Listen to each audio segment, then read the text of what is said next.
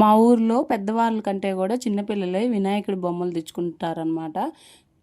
చిన్నపిల్లలు చేసిన పూజలే దేవుడు ఎక్కువ మెచ్చుకుంటారంటారు కదా. గణపతిని పెట్టిన రెండో రోజు అనమాట నేనైతే పులిహార గుగ్గుళ్ళు ప్రసాదం చేసుకొచ్చాను. వేరే వాళ్ళు కూడా పులిహార గుగ్గులు చేసుకొచ్చారనమాట. ఫస్ట్ రోజు అయితే దంపతులు ఇద్దరు కూర్చొని పూజ చేయించుకున్నారు. అలాగే డైలీ చేయమంటే చేస్తానన్నారు పూజారి ఉదయం సాయంత్రం. మేమైతే హారతి అయితే ఇచ్చామన్నమాట. హారతి తీసుకున్న తర్వాత ప్రసాదం తీసుకున్నాము. అలాగే రోజుకొకళ్ళు ప్రసాదాలు చేసుకొస్తున్నారు.